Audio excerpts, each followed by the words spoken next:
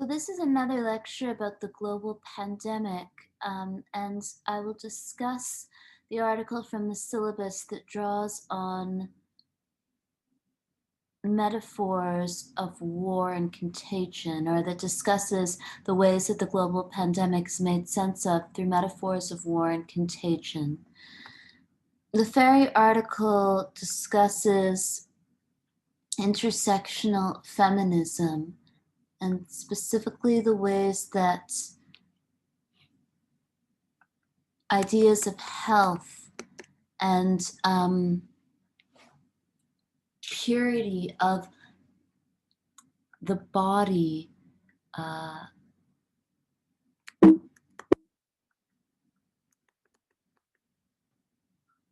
have always been used to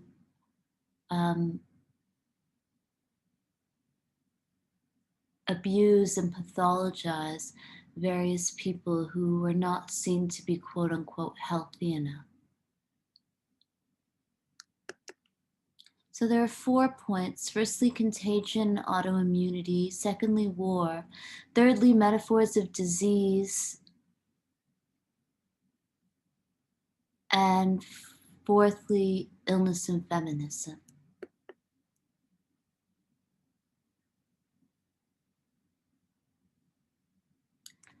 So if the first point is contagion and autoimmunity, and the author discusses the ways that this term autoimmunity might be interesting to think about from a theoretical perspective. In another section of this class, we'll discuss queer crip theory and the ways that disability studies intersects with queer theory. And this article, I think, is interesting if you think about the ways that the global pandemic has been made sense of and how the health of the individual is often considered in relation to the health of the country. And whenever there are questions of national emergencies in relation to health, this becomes a chance for people to use xenophobic discourse to suggest that their health is being attacked from an internal or external enemy. As I discussed in another lecture regarding the pandemic, anti-immigrant sentiment has been quite high during this time period, and there has been a rise of hate crime, particularly against people of color, non-white people, people who are perceived of as not belonging to predominantly white Christian countries. And these hate crimes have been apparent in the constant use of masks to abuse people who look a certain way in public space, to force non-white people out of public space, and in cases, obviously, of murder. Ferry writes that autoimmunity is the system of immune responses of an organism against its own healthy cells, tissues, and other body normal constituents. Any disease that results from such an aberrant immune response is termed an autoimmune disease. So they use this intersectional studies framework to first discuss how, faced with the bios insecurity of contagion, responses typically invoke discourses of war, empire, and what Priscilla Wald calls medical nativism. So an intersectional disability studies framework is something that we'll discuss in another section of the course as well when we talk about queer crip theory. And there have also been a lot of people of color, and particularly women and queer people of color, who have also used this intersectional framework. So Ferry states that they discuss how metaphors of autoimmunity often simply shift this discourse from concerns about external terror to that of internal terror. Viewing autoimmunity from this vantage point, the body/nation is still viewed as vulnerable to attack, but the victim and the villain are the self-same. In the final section, I posit that a reimagined ethic of autoimmunity could offer new and fruitful ways to think about self-other relations that rely on mutual recognition and reject the binary oppositional stance that undergirds annihilation. So, this idea of a healthy self being attacked by an external other is something that Ferry wants us to rethink.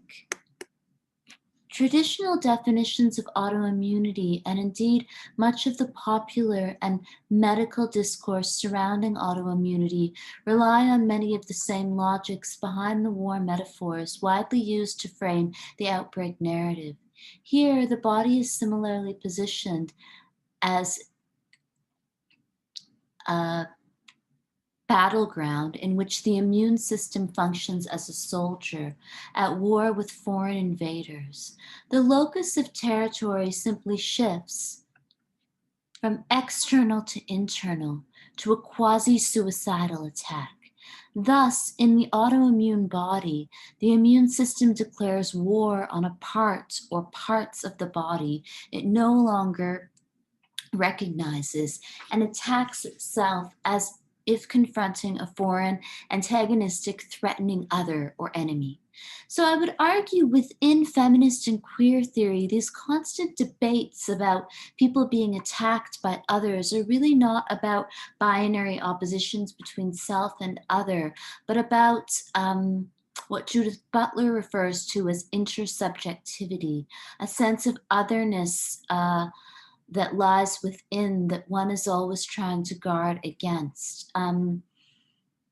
Julia Kristeva has written extensively about the foreigner that lies within, and Kristeva discusses how xenophobia is never really about one's fear of an external other, but also about one's fear of one's own otherness. So Ferry also makes similar arguments about moving away from this self-other binary.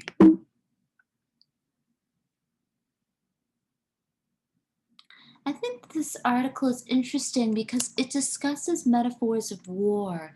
And when we talk about identity, ethnicity, and class, we can think about these constructions of self other that often mean that people are constantly trying to guard against a sense of otherness in oneself. So, some of the most vicious, xenophobic, and uh, horribly racist attacks are often, I think, about trying to protect one's own identity as a supposedly middle class North American subject. And this is what I think explains why it is often people who are not the most privileged people who sometimes espouse hate speech against supposed others.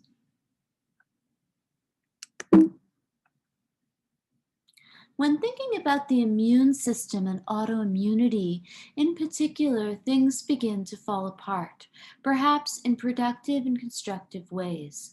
Autoimmunity, as metaphor, for instance, has the potential to deconstruct dichotomies of us versus them, between inside and outside, friend and foe, native and alien, thereby highlighting the limits of efforts to distinguish clear divisions between self and other.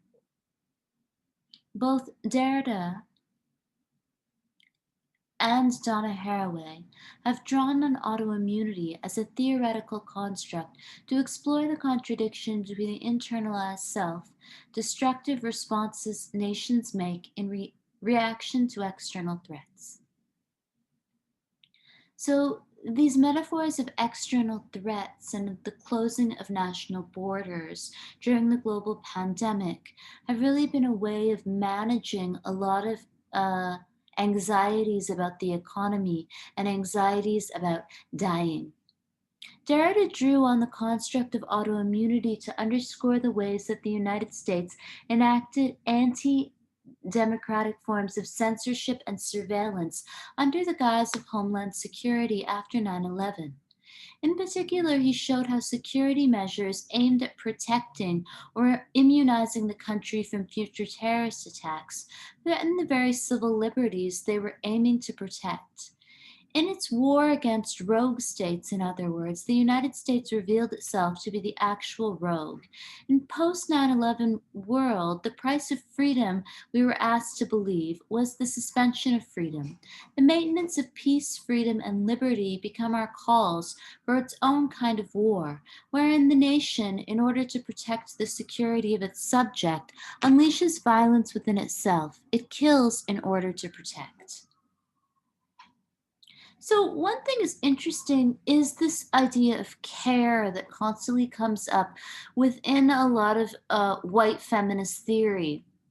And there is this idea within North America and within the West that everyone needs to care about a North American, in the same way that a lot of people of color and a lot of immigrants are somehow called upon, especially in care professions, to care about white people.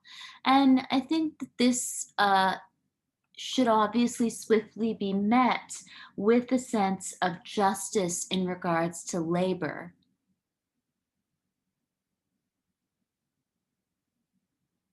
So when people are paid to do care work, they're being paid, but when they're not, they're obviously not.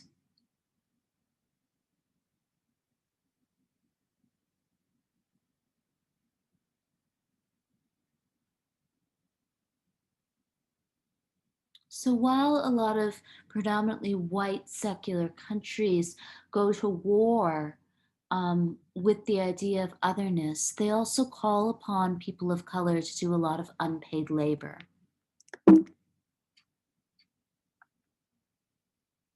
So Ferry writes, the precarious, inconsistent, and contradictory nature of democracy is underscored by the ways the United States subverted its own democratic principles under the pretense of democracy, unwittingly exposing its settler colonial origins.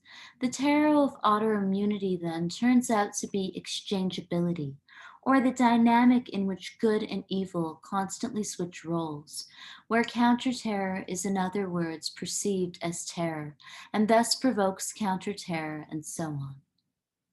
Terror, according to prevailing logics of autoimmunity, is more like a cancer than a virus. And rather than an attack from the outside, biomedical terror functions in ways parallel to agents at work in the contemporary war on terror, as an invisible sleeper cells hidden inside the body waiting to strike. War, however, is not the appropriate medicine or curative strategy for countering autoimmunity terrorism. It is akin to pouring gasoline on fire, according to Thomas Mitchell, because overreactive responses fail to discriminate the body from its attacker and run the risk of stimulating the proliferation of pathogens. Instead, autoimmunity requires non oppositional interchange, a deconstruction of self non self. One must recognize the enemy is not other, but the self. And rather than the self as enemy combatants, the issue should be reframed as a problem of recognition. So these binaries between self and other, between cared for and carer, between war and peace, are something that are challenged in these times of global pandemic when a disease erupts. However, within a lot of health discourse and within a lot of racist, xenophobic discourse, there is this constant need to find an other in order to be itself. So someone constantly needs to construct themselves as a privileged victim who calls upon some other to care for them. Someone needs to construct themselves as being healthy and part of a healthy nation, and they need a foreigner who brings disease. So these metaphors of self and other are constantly being used.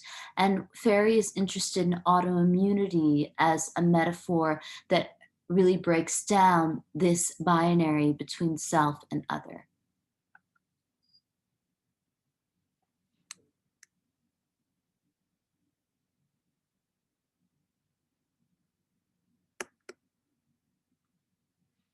If the natural state of the body, writes Ferry, is assumed to be normative, healthy, and whole, and disability or disease is something the body succumbs to or has, its immune system serves as the border wall or fortification between the self and non self. The body, however, is not a closed system, and the border, like all borders, boundaries, is permeable, demarcating the very point at which outside and inside, self and other, touch or come into contact. Thus, the body's Achilles heel lies in its natural yet pathologized vulnerability and permeability of its border between self and other, and the support and the supposed threats posed by queer, racialized, tainted, disabled, and diseased others. So, this constant need to externalize um, the other and to constantly think that there is somebody else who is attacking you. There is another country that is attacking your country, hence, that is why COVID 19 exists in your country, is something that the author wants to deconstruct and challenge using a whole series of theoretical texts, including Jacques Derrida, who has written an essay about hospitality that would be of interest if you're interested in writing about theory and these ideas of self and other. Um, Feminist theory has also obviously challenged these metaphors of self and other, and Judith Butler's writing about intersubjectivity might be of interest, as well as Kristeva's work, which I will cite now, drawing on external resources that are not part of the syllabus. Kristeva draws on psychoanalysis and psychoanalytic discourse to discuss the ways that there's an uncanny relationship between self and other. And so in the book Strangers to Ourselves, Julia Kristeva writes,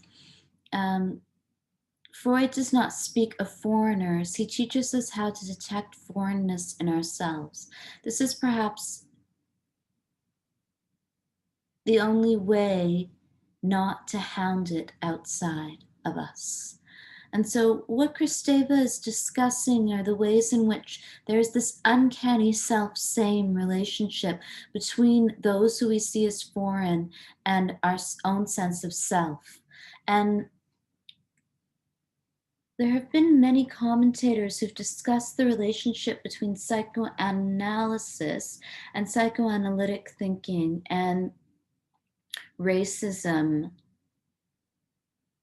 particularly during the global pandemic.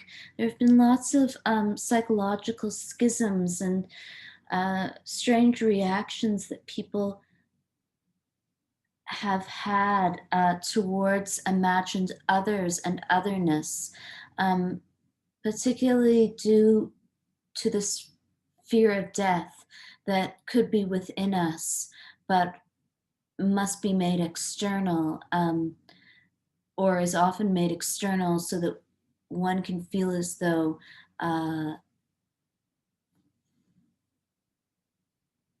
they have a strong sense of self that will not be destroyed by COVID 19 or the coronavirus, even though the possibility of dying obviously still exists.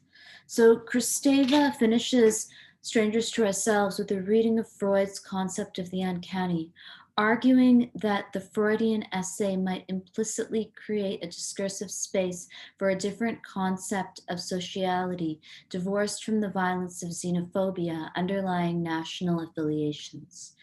So this author has written about Kristeva extensively, and I'll post it online. Um,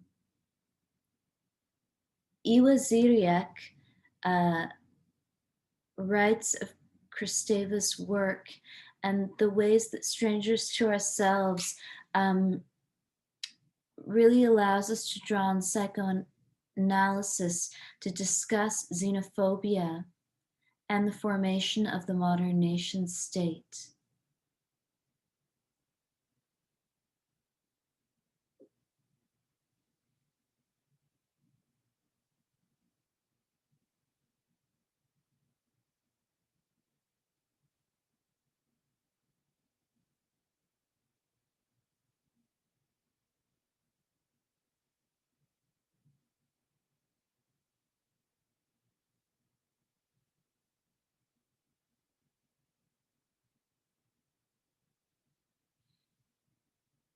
So in your presentation and your final assignment, you might think of drawing on psychoanalysis and looking at the ways that psychoanalysis and psychology might be useful in discussing some of the themes of the course, including systemic racism, xenophobia, and religious nationalisms, um, white supremacy, and also the ways that people make sense of what is quite contingent and unpredictable by finding an external other to blame.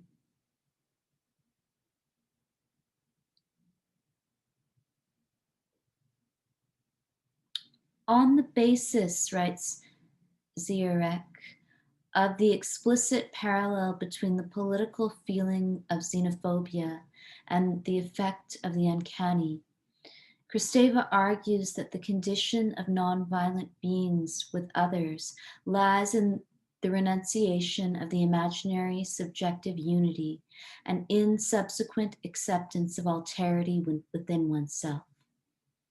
No matter how ethically admirable, writes this author, Kristeva's thesis is bound to disappoint as an answer to the political violence of nationalism and xenophobia.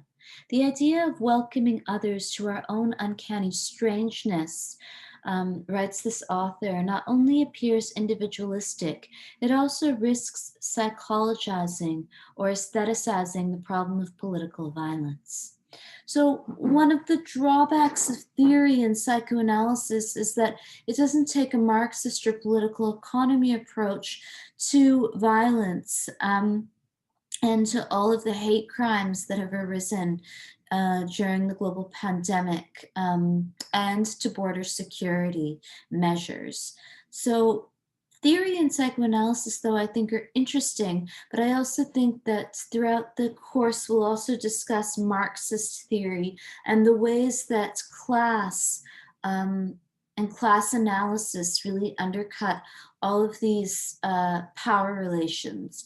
So people who are frontline workers are not just being constructed as an other in theoretical terms, or not being made into fearful objects of contagion because of psychological problems, but due to a class structure, our others, or those who are made into others, are often subject to a great deal of trauma because of class antagonism and because of poverty. So, who can and cannot cross a border is not just a theoretical idea or a psychoanalytic object of fear. It is really about who has money and who does not have money in the world.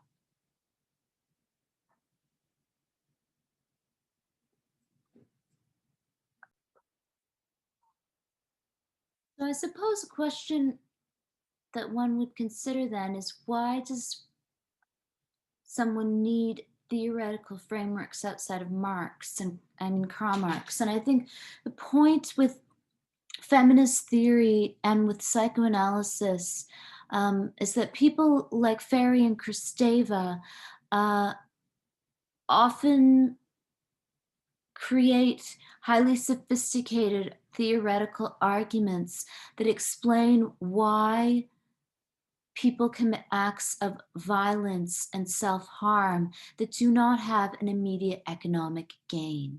So when we think about class antagonism as this constant battle that is not only about clear demarcated classes, but also about an internal battle with one's own self, then these are questions of theory and psychoanalysis. So that class antagonism is never just about a worker in a factory who has an argument with their boss. It is also about our own internal sense of self-policing and self-harm and externalizing of stigma towards those whom we construct as other. And I think that this is particularly true in times of crisis, where all the metaphors of illness are often externalized, so that one can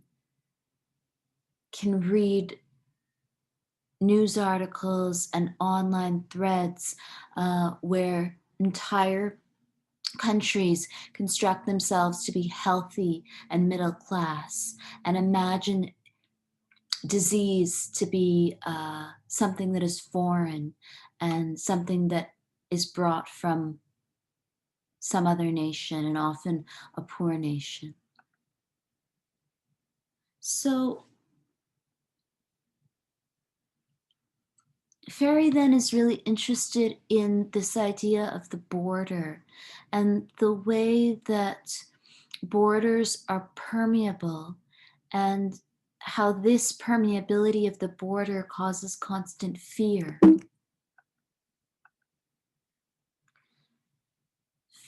Ferry draws on Chen and Wald and writes that, fueled by fears of contagion, individuals, groups, populations, locales, behaviors, and lifestyles have all been stigmatized and scapegoated as themselves diseased.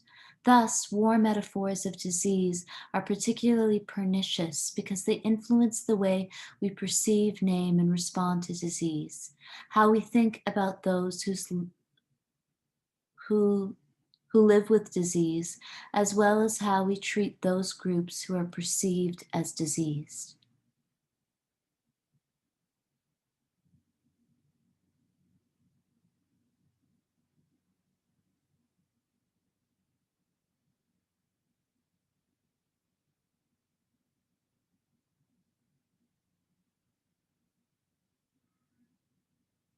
So I think one thing to consider is to think about all of the different groups of people, many of whom are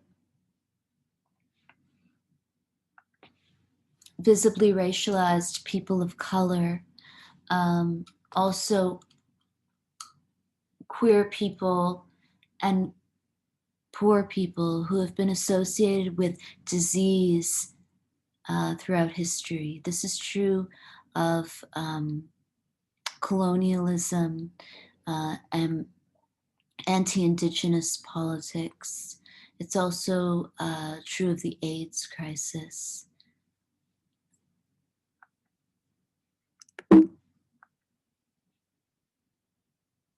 Our predilection for war metaphors may explain why we like to think of terror, threats, disease as external, coming from elsewhere. There, not here.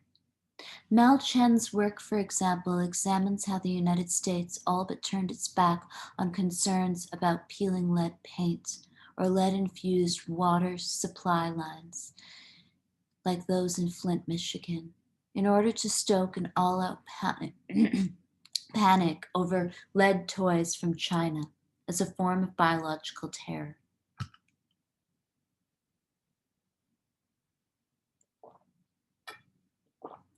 This move marked a shift in focus from threats inside the home and homeland to an external and foreign threat, in this case brought here from China.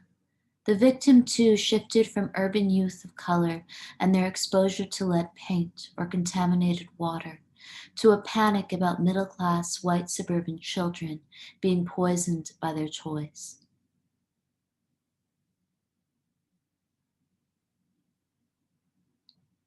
Because exposure to lead was seen as threatening intellectual superiority associated with whiteness and class status, this new panic produced an intensified public outcry compared to the more muted concerns about urban youth of color. So whenever there is a disease that could potentially threaten white people and imagined white middle-class lives, there's often this panic that ensues, and then there needs to be an external other, a person of color or someone in another country or entire religions that are blamed as the cause of the disease.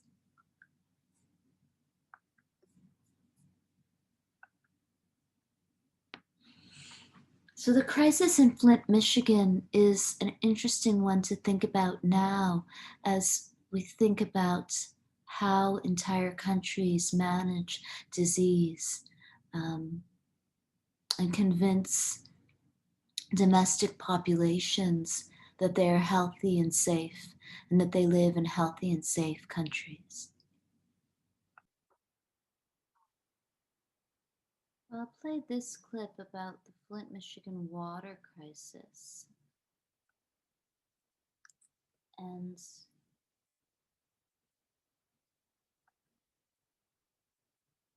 interesting to think of these crises now.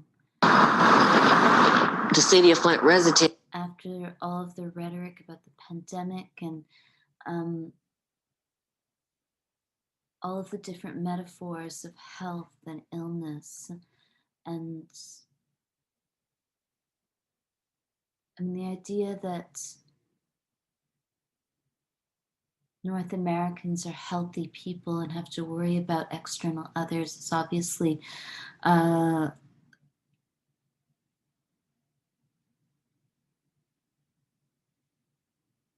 impossible to consider from a perspective of class analysis, or if one has a sense of class analysis. So this is about Flint's water crisis. They are not people that are disposable.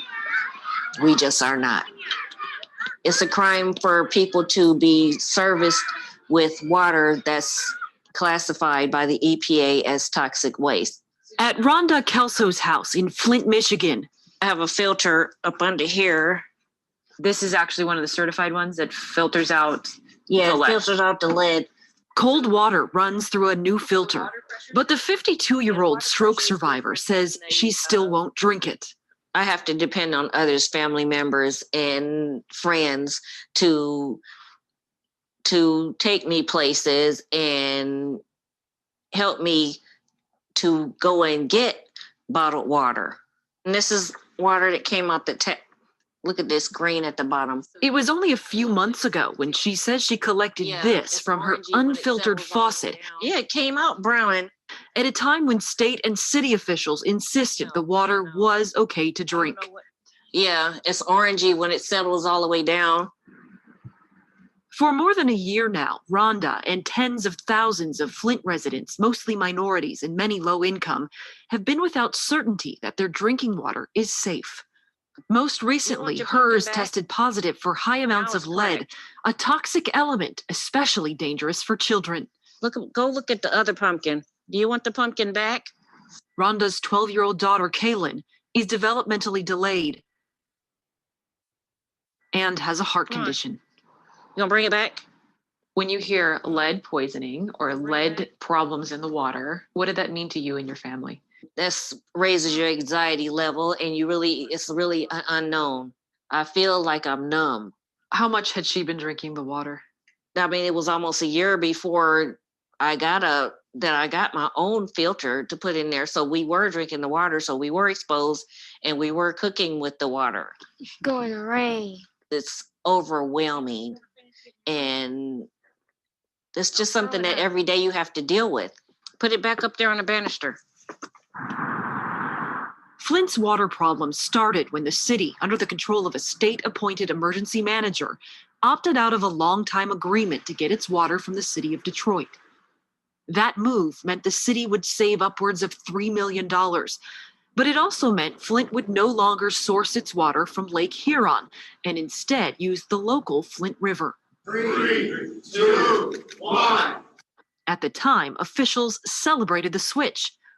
Soon after, there were problems with discolored water and eventually news of lead. A year and a half later, Flint switched back to Detroit water. The kindest thing you could possibly say is they were completely incompetent, sloppy, lazy, and uncaring. Mark Edwards is an environmental engineer who specializes in water treatment. His team has independently tested water samples at hundreds of homes throughout the city. Turns out the Flint River water was so corrosive, even after going through the water treatment plant, that it started to eat away at people's pipes, causing lead from some of those pipes to leach into the drinking water. What is it about the Flint River that makes it so corrosive?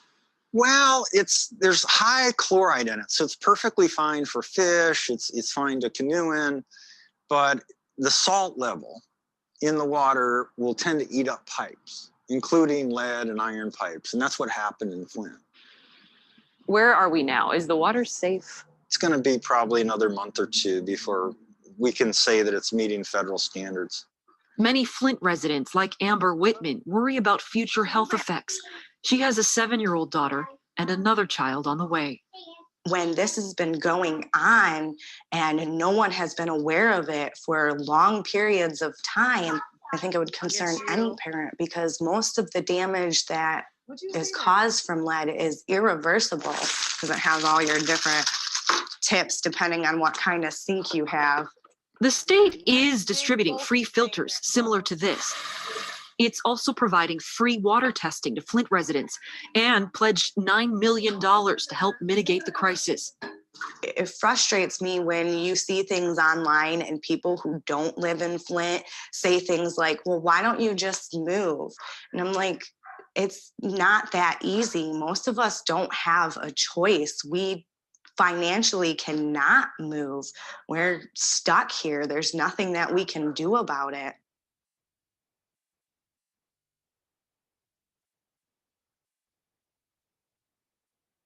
So that is a clip about Flint, Michigan, and all of the different problems there have been for people to access clean water. And we've discussed the Missing and Murdered Indigenous Women and Girls report, and also the Truth and Reconciliation Commission report. And there have been huge problems on Indigenous reserves and also in parts of rural Canada that are close to Indigenous reserves with water scarcity. And there are similar problems throughout Canada, specifically in very rural parts of Canada. And these are just questions of class, I think, and class antagonism. So these metaphors of war and the external other that we have to guard against so that we can be healthy and safe are really used to, I think, promote a sense of nationalism among the poor rather than a sense of class consciousness. Ferry discusses feminism and illness, and throughout the class, we talk about the ways that the gendered body is often constructed in very harmful ways. And in another lecture, I discussed Monica Figueroa's article about beauty and hierarchies of race and slavery that inform ideas of beauty that cause women to often harm other women and themselves.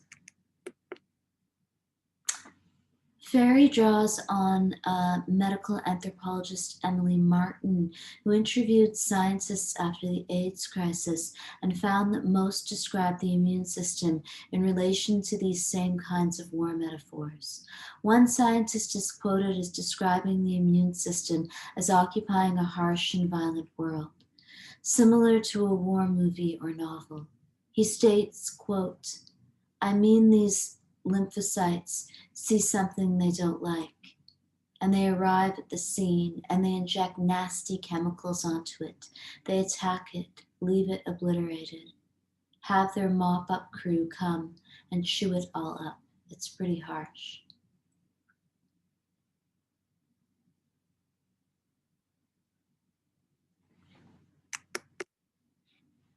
If, like Simone de Beauvoir, we think of the body as an occasion for meaning, simultaneously material reality and situation to be taken up and interpreted, then metaphors matter.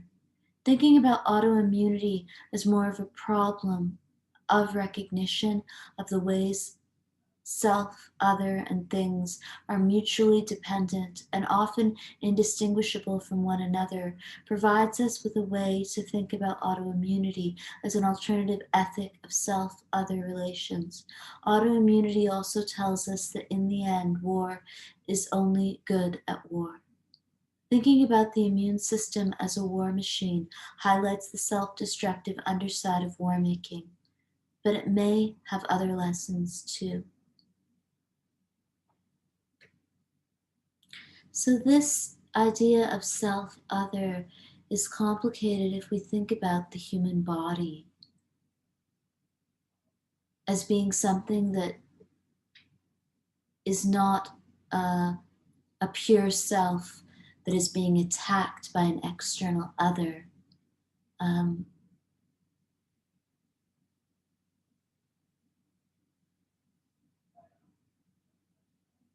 But rather a human body that has an immune system that can be ill at certain times and can recover at others, and is also an immune system or a body or a life that is obviously vulnerable to death. The logics of war and empire not only distort and draw us away from rethinking self-other relations, they also invite us to ignore the risks that we present to others, via colonialism, war, exploitation of human and natural resources, environmental degradation, and more. To encounter autoimmunity is to grapple with how the self, as a body, always contains the seeds of its own undoing. It cannot be placed in opposition to the other, because rather than a bounded self-same unified subject, the self-body is many and one, heterogeneous, but not fragmented. Furthermore, grappling with autoimmunity brings to the fore lived awareness that our encounters with the world are rarely simple and never one-sided. So, what feminist theory is often discussed in relation to intersubjectivity are the ways in which people often construct otherness as a way of trying to maintain a stable sense of self. So when women of color or new immigrant women or poor women or queer women or transgender women are turned into others, this is often done from a place of very desperate insecurity. This also, I think, explains why white nationalism is not a discourse of only the rich, but often poor people.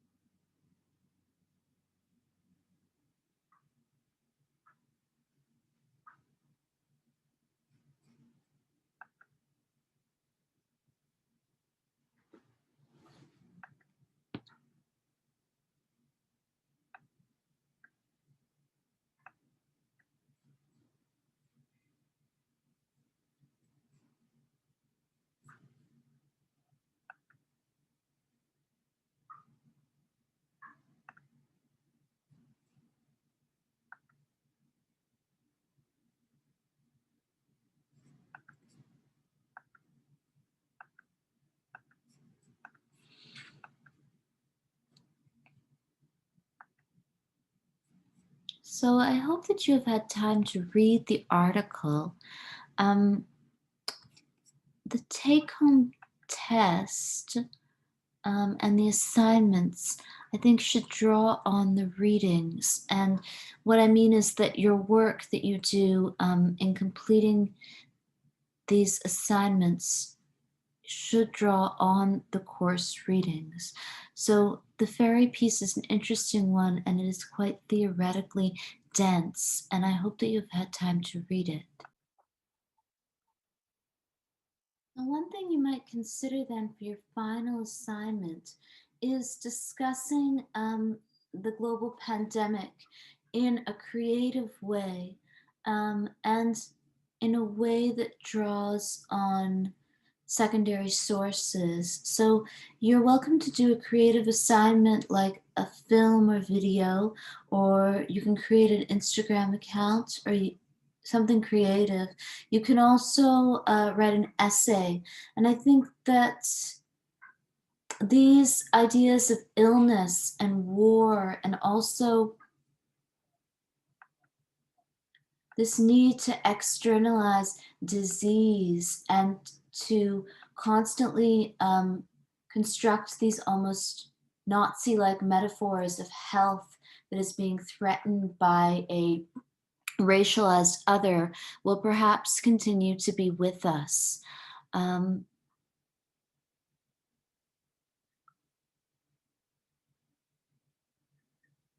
After the bombing of the World Trade Center, what Toni Morrison discussed publicly and wrote about was uh, being told to go back to shopping by the person who was the president of the United States at the time. And I think this could also be true of the global pandemic, that we can all participate in the supposed healthy national body and support the health of the body politic if we go back to shopping.